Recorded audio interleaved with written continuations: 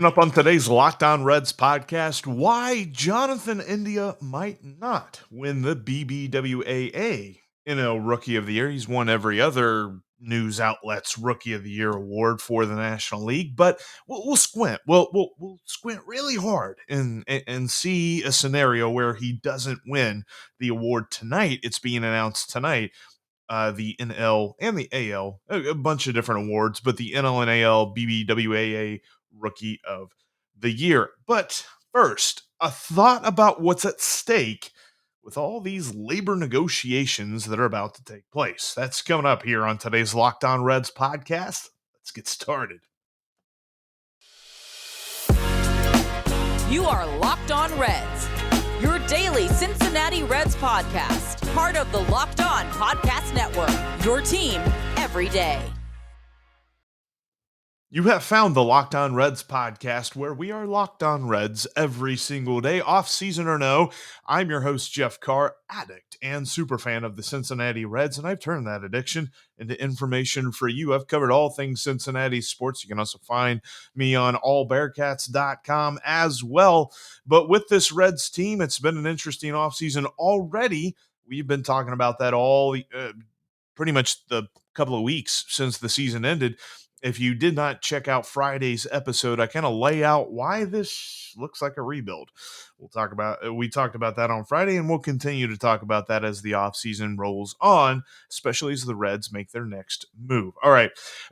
Today it's about Jonathan India, and tomorrow, hopefully, about Jonathan India as well. But before we talk about that, I want to talk about the big picture that Major League Baseball and the players can't miss. We're talking about on December the 1st, this current CBA is expiring, and there's a chance that there will be a lockout on December the 2nd. I was listening to Locked On Blue Jays earlier today. They had Evan Drellick on from The Athletic, kind of breaking it all down. If you want a really good overview as to what's going to happen and what's going on behind the scenes, Evan Drellick is in the know, and Locked On Blue Jays had a great talk with him today. But when you look at this, the owners want more control, sure. The players, they want some more control as well, and there's so many nuances and details that it can make your head spin. All right, if we're being honest, you can talk about the DH, you can talk about the possibility of a salary cap, which I think the players are going to fight tooth and nail about. You can talk about players getting more money and all this other stuff. It's just so many things are going to come out, especially in the next couple of weeks. I believe there's an owners meeting, so we might hear from Rob Manfred at that point. But the Major League Baseball can't miss this one thing. Right now, and I don't think it's a stretch to say this, Major League Baseball is the third most popular professional sport in America. The NFL is far and away the most popular sport that there is. And then you've got the NBA right behind them. And you could argue that college sports is in there, probably even ahead of Major League Baseball. But for professional purposes, Major League Baseball is third. The NFL and NBA understand that it's all about the fan experience. And they've had their own labor stuff, when it talks about players and owners. It's a work environment. As much as we love baseball, the business of Major League Baseball is as if an everyday workplace environment. They don't have an office. Well, there's the Major League office, but it's not like the players clock in at 9 and clock out at 5 and they got to do all this other stuff. But it's essentially what we're talking about. Think of your work. Are you completely satisfied all of the time with your relationship with your management, with your owner, with, if you even know who the owner is, with your upper management, things like that? There are always sides where the ownership, especially in Major League Baseball, where ownership is trying to get theirs and players are trying to get theirs. We fans don't really have anything to do with these negotiations. We just want baseball. The NBA and the NFL understand that the fan experience comes first. That's why you've got so many different ways that you can consume an NBA game, that you can watch an NFL game. You've got stuff on your phone. You can watch on your television. You've got all of this accessibility to watch games. NFL Red Zone might be the best creation known to man. Things like this are what put these two sports ahead of the MLB. because MLB is so worried about blackout restrictions and so worried about local markets getting their money and things like this, that it has now hamstrung to the sport to a point that everything is so regional. Whenever the Tigers acquired Tucker Barnhart a couple of weeks ago, the Tigers fans were just like, cool? Who's Tucker Barnhart?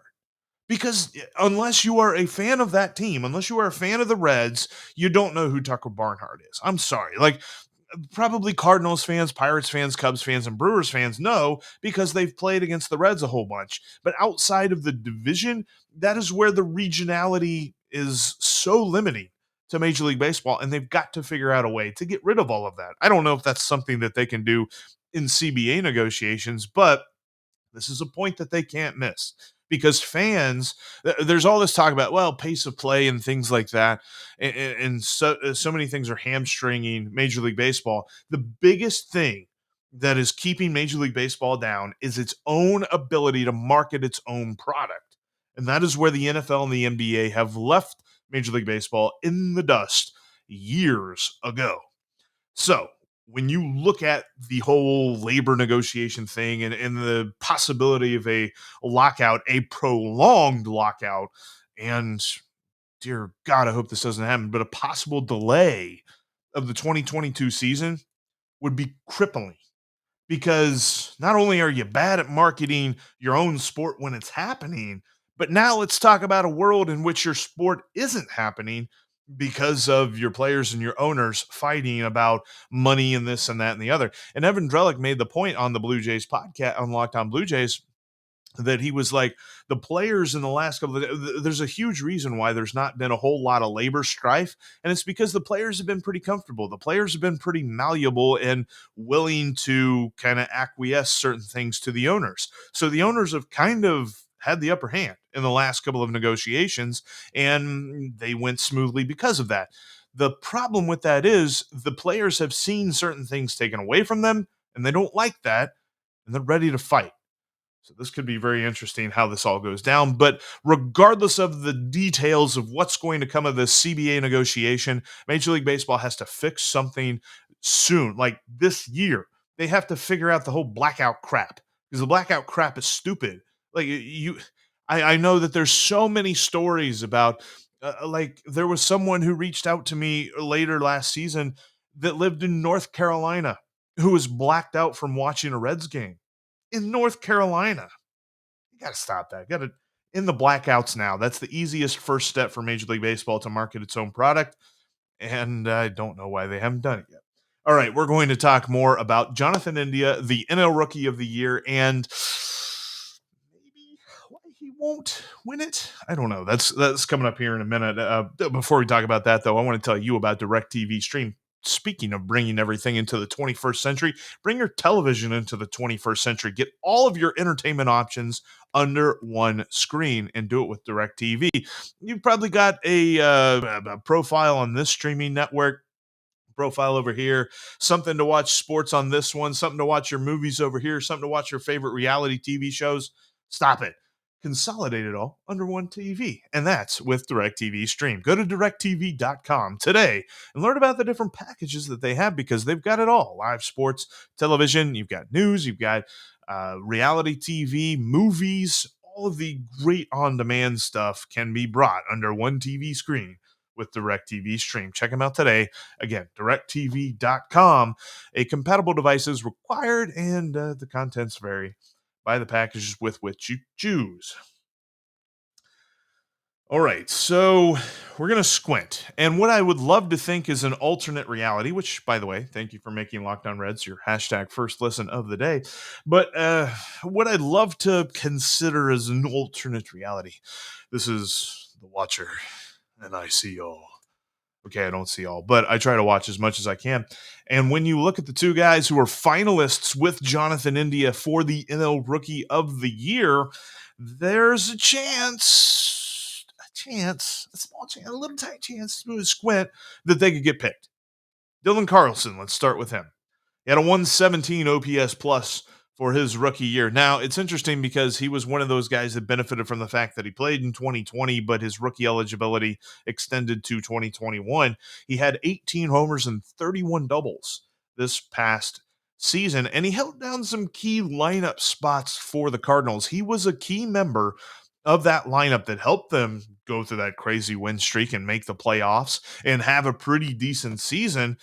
And there's always the chance, because we know how Major League Baseball, how the national media, how everybody feels about the Cardinals. They just love them some St. Louis Cardinals. So they could have Cardinals goggles on and remember that St. Louis hasn't had a Rookie of the Year since 2001, whenever Albert Pujols won the award. So Dylan Carlson might get that stupid little Cardinals tilt in the media. Because again, this is the BBWAA, the Baseball Writers Association of America, that is voting on this award. And this is the one that gets you that nice shiny trophy. The other guy, Trevor Rogers, had a pretty decent season as well. 2.64 ERA and a strikeout rate of 28.5%. Pretty good stuff and pretty high up on the percentile list. He only allowed 6 home runs all year because opposing hitters just couldn't barrel up his pitches. He only had a 5% barrel rate, which was near the top 10% of the league. It was 89th percentile, so top 11%, really close.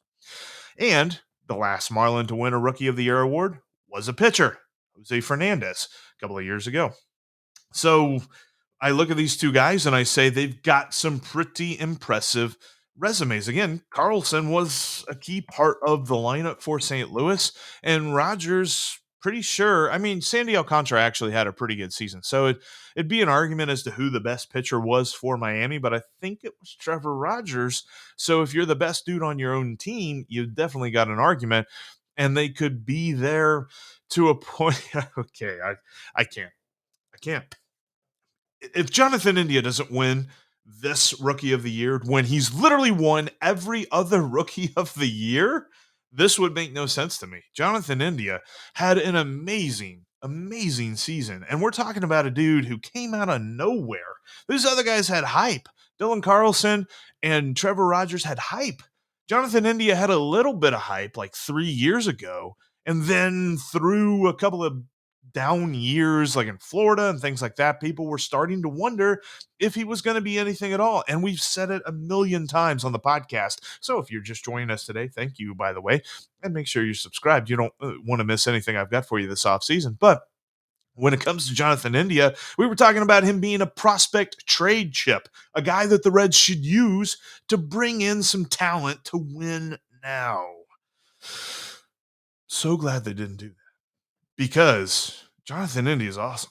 I don't know if you know that or not. Jonathan India's got a real good shot to be this team's best player for a long time coming, which that's got me thinking about that. We'll talk about that here in a minute. But when I look at Trevor Rogers and Dylan Carlson, they just don't add up. Jonathan India was a much better hitter than Dylan Carlson.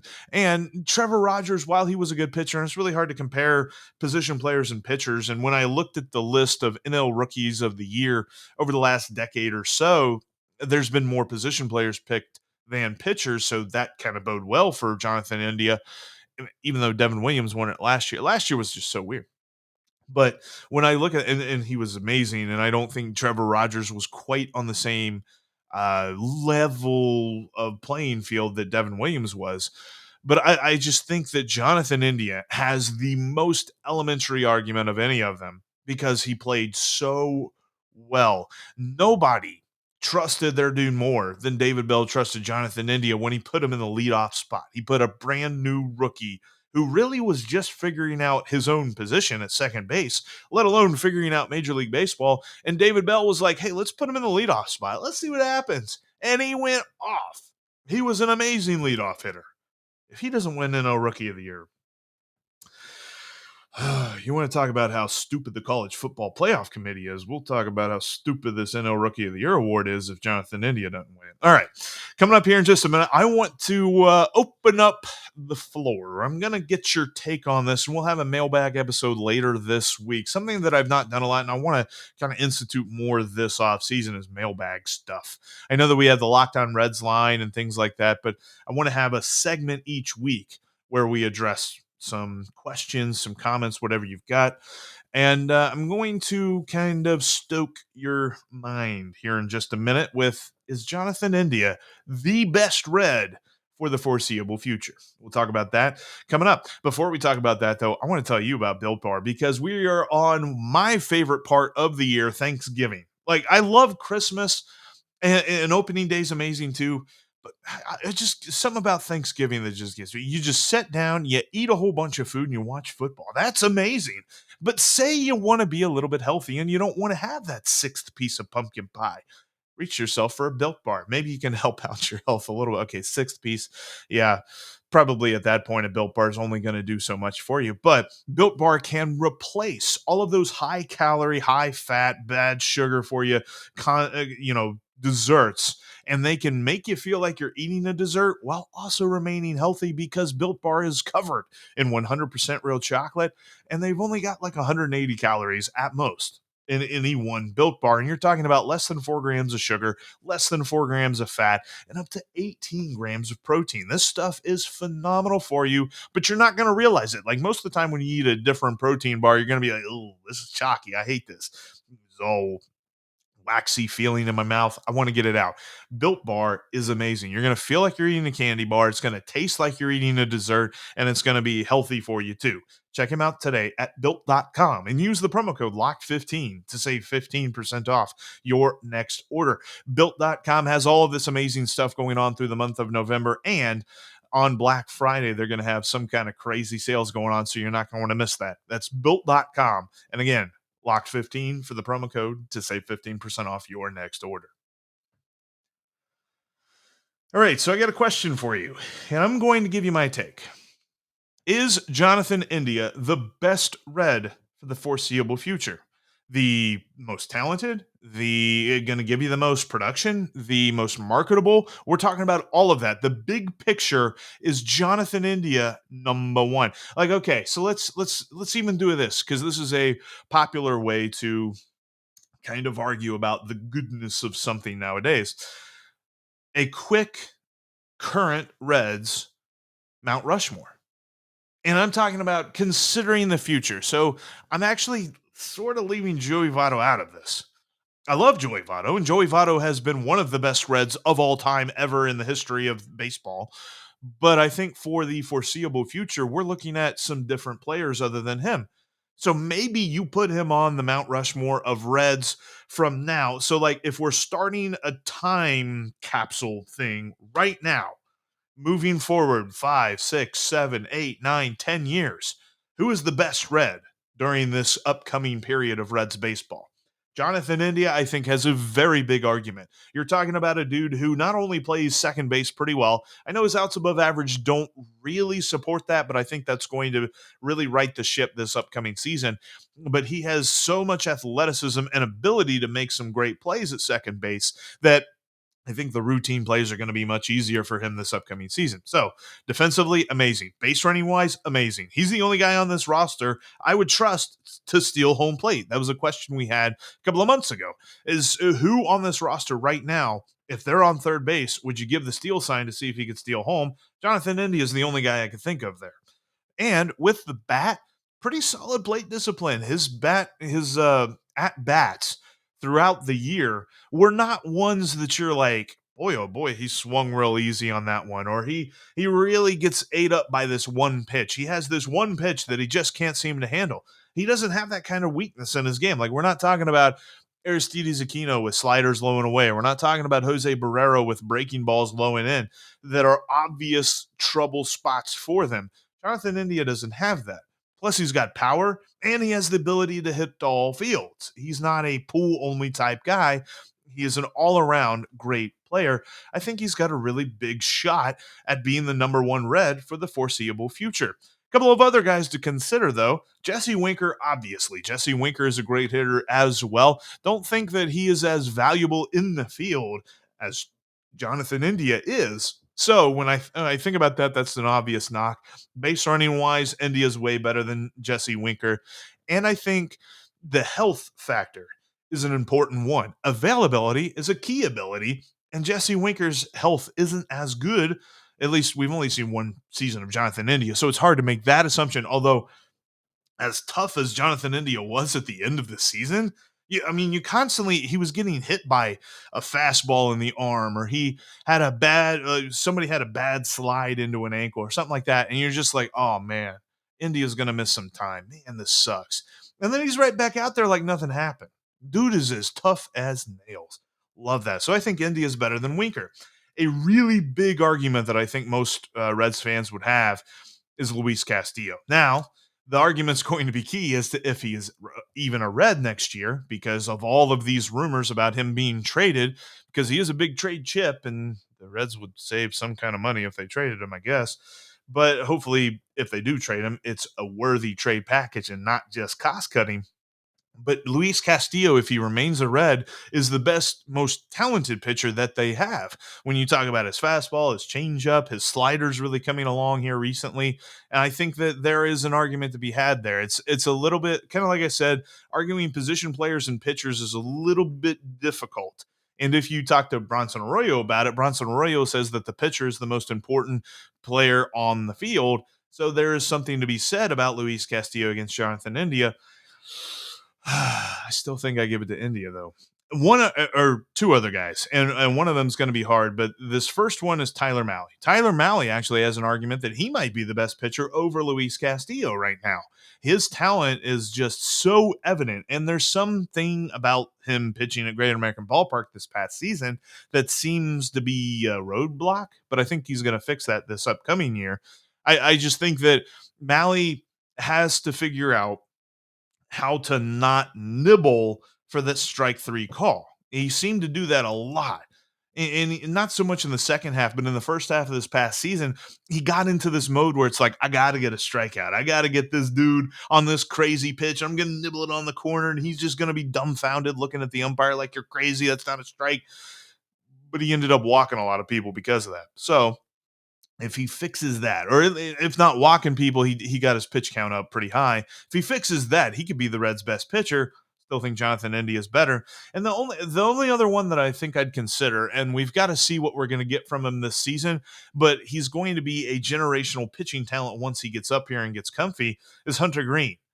Hunter Green might have a legitimate argument with Jonathan India, and we could revisit this argument here next offseason and see where we're at. But as of right now, I look at Jonathan India as the best Red for the foreseeable future. And you could also throw Tyler Stevenson in there as well, but I still like India more.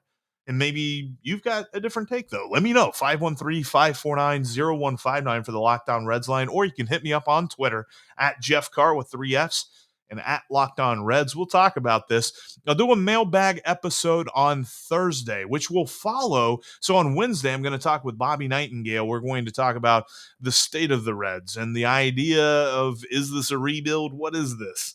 We'll talk about that with him on Wednesday. So that'll give you some good fodder to react to for Thursday's mailbag segment. But yeah, let me know what you think. Is Jonathan India the best Red for the foreseeable future, or who is it? We will be monitoring tonight. We'll be all over the announcement of the awards and waiting for the moment that Jonathan India is named NL Rookie of the Year, because let's face it, nobody else was better than him. And sorry, lost my train of thought. He was the best. He'll be the NL Rookie of the Year. He should be. And if he's not, then we'll just be screaming tomorrow on the podcast. All right. Thank you so much for watching and for listening here today to the Locked On Reds podcast. Like I said, thanks for making me your hashtag first listen. Now make your second listen Locked On MLB, as Sully has you covered all things baseball, past and present, on the Locked On MLB podcast, just like Locked On Reds, free and available wherever you get your podcast. Look, it might be the off season, but we are Locked On Reds every single day.